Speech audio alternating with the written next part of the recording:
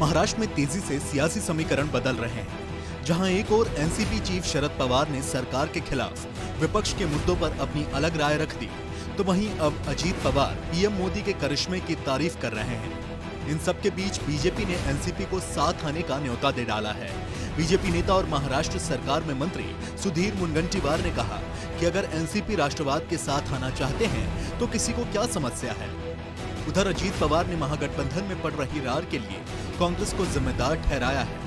महाराष्ट्र सरकार में मंत्री सुधीर मुनगंटीवार ने एनसीपी के साथ गठबंधन से जुड़े सवाल पर कहा कि अगर राष्ट्रवादी राष्ट्रवाद के साथ आना चाहें तो क्या परेशानी है, हम खुद राष्ट्रवाद के साथ हैं। अच्छी बात है, अगर वो राष्ट्रवाद के तरफ आना चाहते हैं उनका स्वागत करना चाहिए।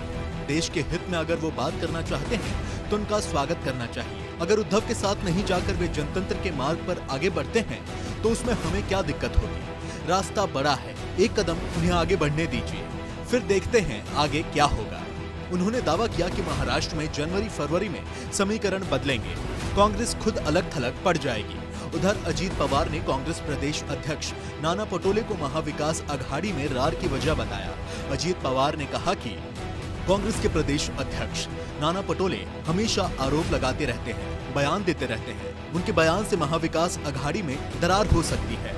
मीडिया में जाने से पहले उन्हें मुझसे या एनसीपी प्रदेश अध्यक्ष जयंत पाटिल से बात करनी चाहिए।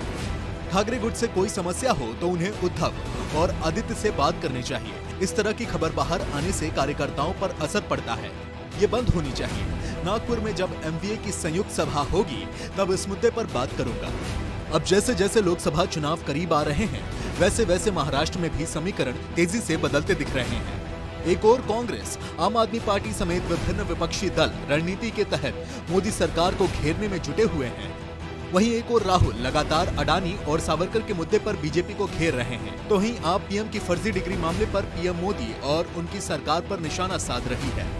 इन सब के बीच शरद पवार ने विपक्ष के मुद्दों पर ही अख्तियार रुख अपना लिया है। उन्होंने पिछले 10 दिन में सावरकर, अडानी, पीएम की फर्जी डिग्री मामले पर बीजेपी को राहत देने वाले बयान दिए। शरद पवार के बयान को विपक्षी एकजुटता के लिए बड़ा झटका माना जा रहा है। अब इससे पहले अजीत पवार भी विपक्षी दलों की धड़कनें बढ़ा चुके हैं। उन्होंने पिछले दिनों पीएम मोदी की तारीफ की थी। इतना ही नहीं, उन्होंने उस ईवीएम पर भी भरोसा जताया था जिस पर विपक्षी नेता समय समय पर अपने हिसाब से सवाल उठाते रहते हैं। उधर शरद पवार की बेटी सुप्रिया सुले ने केंद्र के मंत्रियों की तारीफ की है। उन्होंने बीजेपी नेताओं की तारीफ करते हुए कहा कि गडकरी अच्छा काम कर रहे हैं, जयशंकर जी का काम अच्छा है, रेलवे मंत्रालय के द्वारा भी अच्छे काम किए जा रहे हैं, लेकिन मेरा सामाजिक न्याय मंत्रालय से झगड़ा है। मंत्रालय द्वारा मेरे क्षेत्र के लिए आवश्यक सहायता प्रदान नहीं की जा रही है। ये व्यक्तिगत नहीं है, मैं अच्छे काम के लिए हमेशा आभार व्यक्त करती हूँ। उधर एमवीए के नेताओं में दिख रहे आपसी मतभेद के बीच पूर्व सीएम उद्धव ठाकरे ने एनसीपी सुप्रीमो शरद पवार के घर जाकर मुलाकात की। ये मुलाकात काफी अहम मानी जा रही है। एमवीए नेताओं में मतभेद और शरद पवार, अजीत पवार के बयानों के बाद एनसीपी के एनडीए में शामिल होने के कयास लगाए जा रहे हैं। अजीत पवार का बीजेपी के लिए सॉफ्ट कॉर्नर किसी से छिपा नहीं है।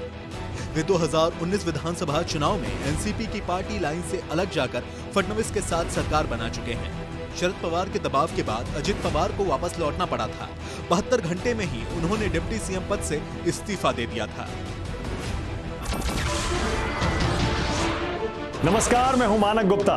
अगर आपको हमारा ये वीडियो पसंद आया हो तो इसे लाइक और शेयर जरूर करें, और हाँ, हमें सब्सक्राइब और फॉलो करना ना भूलें ताकि आप देश और दुनिया की कोई खबर मिस ना करें। तो जुड़े रहिए हमारे साथ और देखते रहिए